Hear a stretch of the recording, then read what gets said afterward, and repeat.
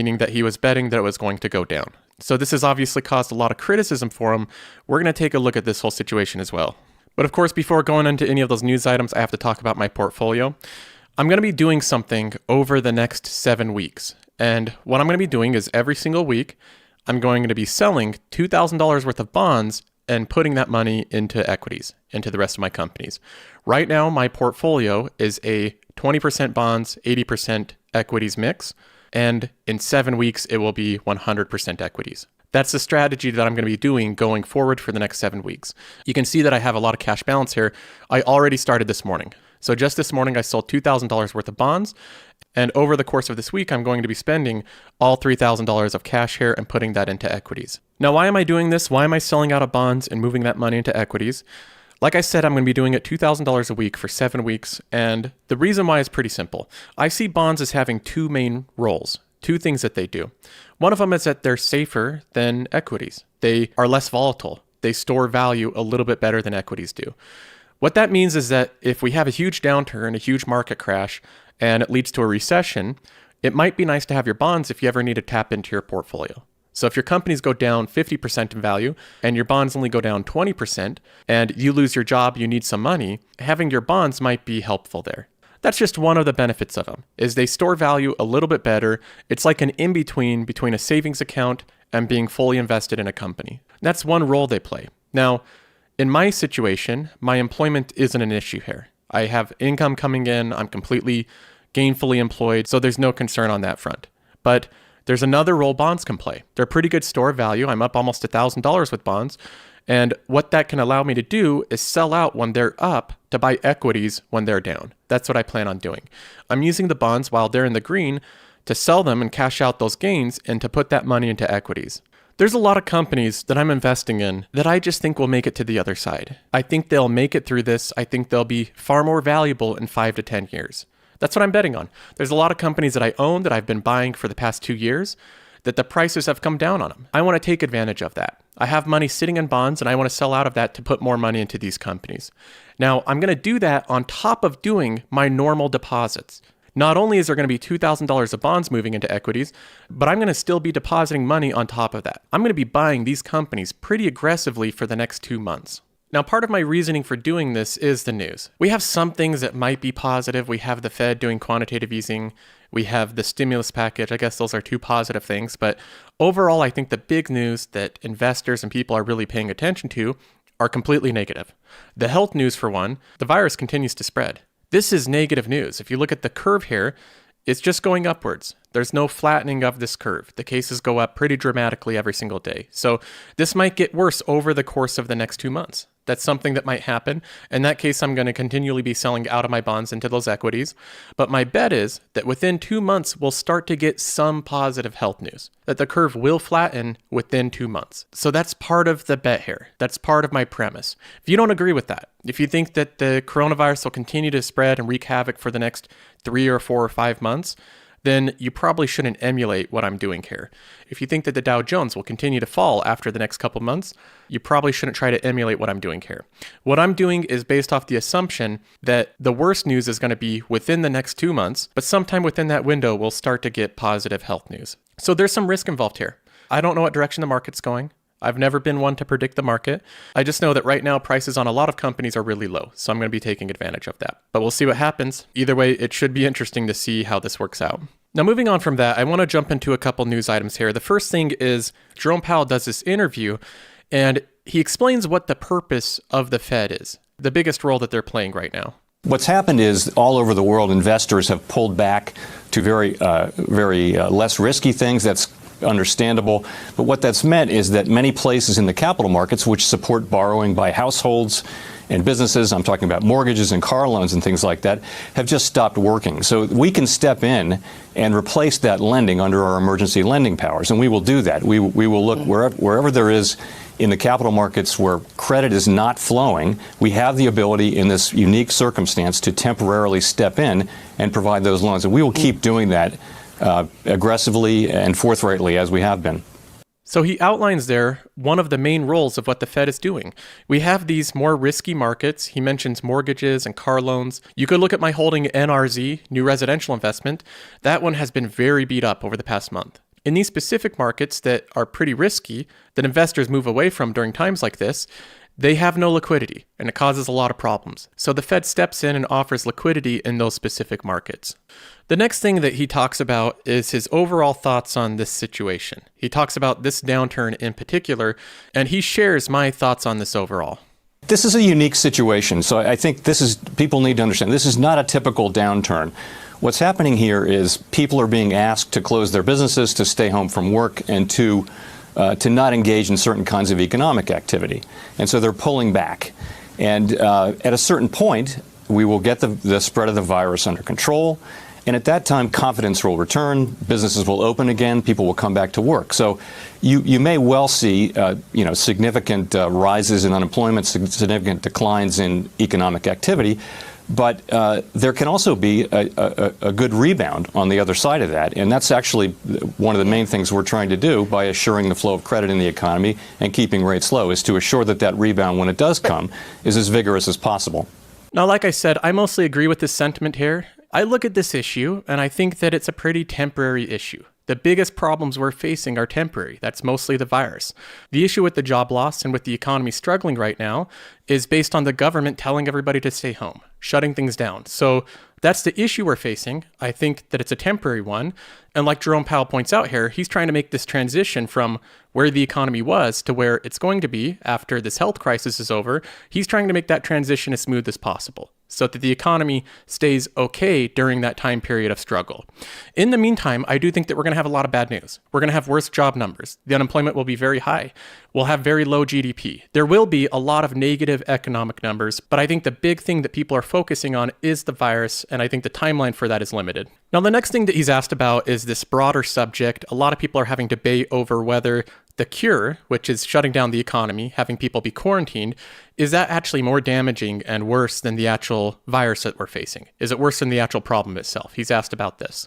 I think the sooner we get the spread of the virus under control, people will regain confidence. When they become confident that is the case, then they will very willingly open their businesses up, go back to work. The consumer will be spending. So I think the first order of business will be to get the spread of the virus under control and then resume economic activity. Now, either side of this debate, whether you believe the cure is worse than the issue itself, if you think that we're harming the economy and that's going to cause more trouble than the actual virus is, I don't think it really matters at this point. Like he points out, people aren't going to have confidence to go out and resume normal activities as long as this virus exists. It doesn't matter if the government says, all right, everybody can open back up shop. People aren't going to go out to restaurants. They're not going to go to movies. They're not going to go on vacations if our hospitals are being flooded with patients from this virus. So either way, whatever side you fall on with that debate, the virus has to be solved. So everything that Jerome Powell lays out here fits along with my thoughts, my timeline as well on this. We have the virus come along that causes a lot of economic problems, as well as health issues, obviously. But this causes the stock market to go down, knowing there's going to be a lot of layoffs because the government is shutting down the economy. Jerome Powell steps in with the Fed and says we need to help out the economy during this time of trouble. He acknowledges that it's a temporary issue, that there's no systemic, fundamental problems with the economy, that this is caused because of a virus. So I agree with all of that. And I agree with him saying that the virus is going to set the timeline.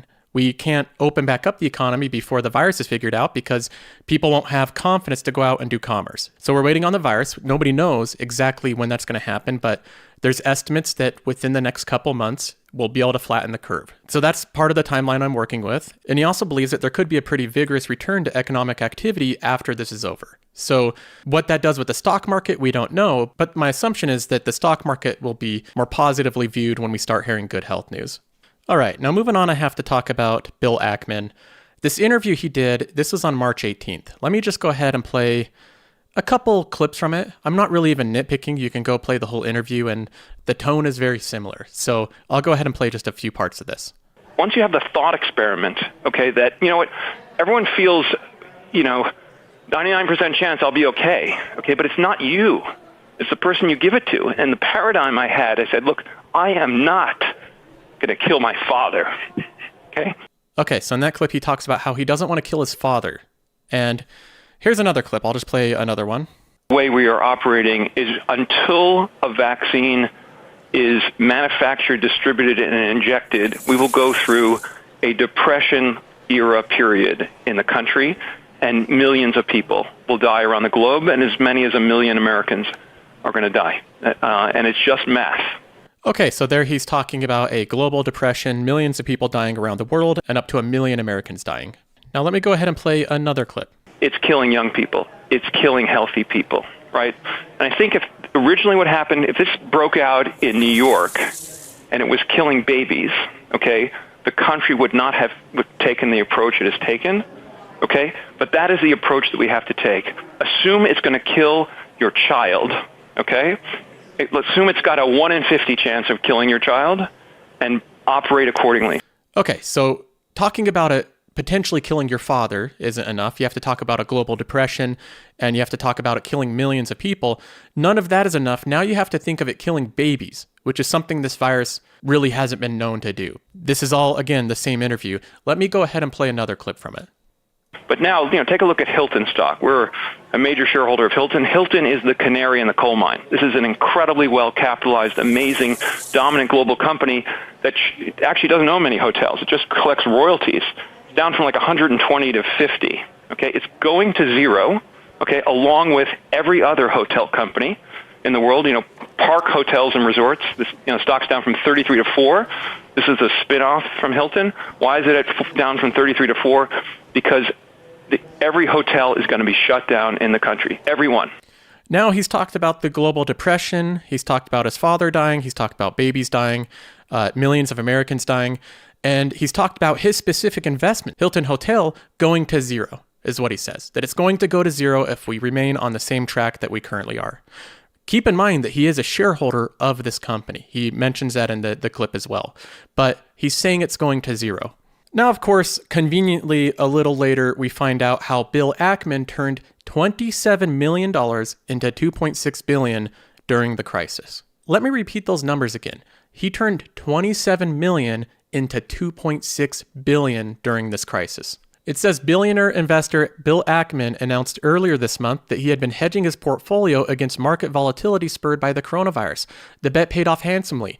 Ackman's Pershing Square Capital Management hedge fund laid out $27 million to buy credit protection on global investment grade and high yield credit indexes. The purchases, which were made late last month when credit spreads were tighter, carried limited downside risk with the potential for significant upside. Ackman said Wednesday that he finished unwinding the hedges on Monday, reaping $2.6 billion in proceeds. So he still had this position, this short on the market. He had it open while he did that interview on CNBC. Now, of course, this has caused a fair bit of criticism for Bill Ackman. A lot of people claiming that he used his CNBC appearance there to manipulate people into having a more bearish view of the market. Is that something that I would put past Bill Ackman? No. He's gone on public campaigns against companies that he has a short position on. If you look at Herbalife, Bill Ackman had a short position on that company, and he frequently went on television talking about how bad of a company it was. Whether it was true or not, the point stands that I think he's somebody willing to go on television and create pictures that try to help out his positions. At that time, he had a short position on the U.S. economy. The more that he could bring that down, the better that he would profit. And this has put him in a very good situation because right now he made the $2.7 billion from his short position, and that's more than he lost with his equity holdings. So now he can transition those earnings back into his equity holdings. In this tweet storm, he tries to explain himself. He goes through and talks about how this is just a simple insurance policy, that he really was bearish on the economy, and that he did this to protect his holdings. That's his reasoning behind it. Either way, you look at this and you have to be careful about what billionaire hedge fund managers are saying on the air, because a lot of times they have their own personal incentives with sharing some points of view. Okay, let's respond to some emails here. The email address is joseph@josephcarlsonshow.com. That's joseph@josephcarlsonshow.com. The first one's from Daniel. He says, Joseph, hope this email finds you safe and well during this trying time. Thank you for your videos. They've helped keep me sane during long hospital hours and stressful investment events. Keep up the good work and level-headed commentary. Well, Daniel, thank you for working in a hospital during this time period. So not something I would want to be doing, but I appreciate everybody that is doing that right now. He says, my question is regarding the viewpoint on the morality of stock selection. Tobacco companies have been extremely defensive investments due to their inelastic demand, and I think that remains true even through this pandemic. I believe that despite some social changes regarding cigarettes, they still have years ahead of sustainable profits tied to high dividend yields. Do you feel any draw to these stocks for their intrinsic investment value, or does what we know about tobacco today make you steer clear? Would your advice to others differ from your own personal choice? Yeah, Daniel, this is something that I get asked pretty frequently. On paper, tobacco companies should fit in well with my investments. I'm a dividend investor. Obviously, a lot of those companies are well-established, large companies with a wide moat. They have a big customer base, and they can continually pay out shareholders. On paper, tobacco companies would fit in well with the portfolio. Now, the reason that I don't specifically seek out tobacco companies to invest in is for a couple reasons. One of them is I don't care what people do, what decisions they make. If people want to smoke, I have no issue with it. I don't care about that, but I do care about how companies make their money. Tobacco companies have been seeing a decline in their customer base. A lot of their customers are quitting. They're moving on to different products. There's less youth doing it than the previous generation, and they've seen a decline in the overall number of people smoking. But yet these companies are making more and more money. Now, how does that work? I'll go ahead and quote a little bit of this Wall Street Journal article. It says, far fewer Americans are smoking, and yet U.S. tobacco revenue is soaring. Thanks to years of steady price hikes, Americans spent more money at retail stores in 2016 than they did on soda and beer combined. So tobacco companies have a declining customer base. There's less people using their products, but their profits, their revenue is soaring because they have increased the prices drastically. They realize that they have a strong level of price control, and they can increase it over and over again, and people will still pay for it. I don't think that that's a good way to run a business. I don't think that they're serving their customers that well. I think that their customers deserve better than that. So that part I have an issue with. I think that they are really taking advantage of their customers with their pricing control. So I don't love that aspect of the business. If a business wants to make more money and make more revenue, I think that they should offer more value. That's the way that I would want a company that I own to be able to increase its revenue. It should in some way offer more value, and then it's okay to increase the price. But what they're doing is offering the same amount of value and charging drastically more for it, and that cuts into every single person that buys cigarettes. It cuts into their budget. It hurts their finances. They're now spending a significant amount on cigarettes. So there's just multiple things that I don't really love about the industry. I don't love about the business practices behind it. I realize that investors can make money doing it. This is why you should base your investment decisions off of your own decisions. It shouldn't be based off of other people. So this is part of the reason that I don't invest in tobacco companies. There's other companies that likewise, I don't love the business model behind them, so I'm not going to invest in them, even if I think that they can make money. Herbalife would be one of those companies. I don't love multi-level marketing companies. Private prisons would be another one. I don't love the industry. I wouldn't put money in it, even if I thought that I could make money. So there's going to be certain categories of investments that I'm not really impressed by the business models behind them. I don't think that they're serving their customers well, and so I'm not going to put any money in them. Now, I just want to point out, it's okay to disagree with me on this. If you want to invest in tobacco companies, there's no problem there. Everybody can make whatever investment decisions they want. I'm going through and explaining mine. Karen says, hi, Joseph. Love your show. Recently, my family and I have been talking about where we should be putting our money during this time. I've been saying to dollar cost average into the stock market so you can get all the highs and the lows. My brother has been saying to invest in gold or wait for the market to drop lower, try to time it, but I don't believe in timing it. How could I rationalize to him and my family that they should be dollar cost averaging into the market, and that maybe gold isn't the best option to get into, and timing the market also isn't the best idea, as they may miss the bottom? I've tried providing facts to them about the average increases in the market over history, but I feel like I'm not getting my overall point across, and it's coming off as an uncertain choice to make. This is a stressful time for us as well, as the threats of job loss loom, so I want to be able to come off as friendly and helpful and certain as possible. Well, I appreciate the email, Karen. I think reading through this, the issue is that you're looking for a specific, certain answer, and that's difficult to give as an investor. So you say at one part, you want to come off as friendly and helpful and certain as possible. The issue is the certainty. There's no easy answer. There's no specific certain answer to what to do. That's based off of a lot of assumptions. Nobody can see the future. There's some people that act like they can, but nobody can see the future. There's lots of people that take credit for events in the past, but everything is obvious when you're looking backwards. Everything's obvious in hindsight. When we're in a situation like we are right now, where there's a lot of variables at play, there's people becoming unemployed, there's a virus spreading, there's the government trying to help out, there's lots of things going on at once. Trying to act like there's one specific certain answer to what's going on is impossible. The best we can do is look at all the events, look at all the different types of outcomes that could happen, and see what has the highest likelihood of happening. See what is most logically the most probable outcome. We have the stock market down 30% from its highs, somewhere around there. We have unemployment spiking right now, which was expected. We have the Fed and the central government trying to help out with the issues. And we have a virus that's spreading that they estimate in 2 weeks we should hit the spike in it. We should hit that curve. Now, there's a lot of forces at play here. There's a lot of variables. There's a lot of things going on. There's no specific answer that is the right answer. That's not something that you'll ever get from a really great investor. I'm looking at all of this and making my decision based off the assumption that we'll hear good health news within 2 months. That's my assumption. I think within the next couple months, we'll be able to control the spread of the virus. So that's an assumption. That might not turn out that way. I can't see the future. Maybe it will continue to spread. Maybe it will wreak havoc. And what's happening in New York will happen every other place.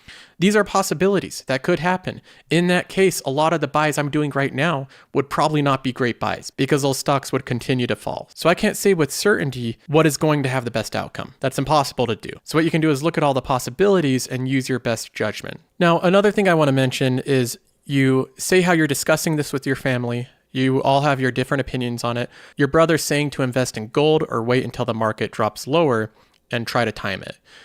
I think it's okay to discuss investing with family. Obviously, I like discussing investing with other people. So I discuss it with family as well. But realize that you don't have to have a consensus. If it's money that you're earning, if it's your money, you can invest it how you want. You don't have to have approval from family members. So I would keep that in mind that if you've done research, if you feel really strongly about a way to invest it, if you believe that you have a good investment strategy, then you can invest the way you want to. You don't have to have a consensus of opinion. You don't have to have other people agree with you. I think it's good to listen to other people's arguments, to consider what they're saying and see if that changes the way that you view things. But I don't think it's necessary for other people to agree with you. So I would continue to have those discussions, but ultimately you should do what you think is best. All right, well, I'm going to go ahead and end this episode there. If you guys want to have a more daily discussion, you can check out the Discord. There's a link in the description. That helps support the show as well. A lot of these episodes get demonetized because of the nature of the edgy stuff we talk about. So supporting the channel that way helps out a lot. I appreciate everybody that does. Otherwise, I will talk with you guys next time.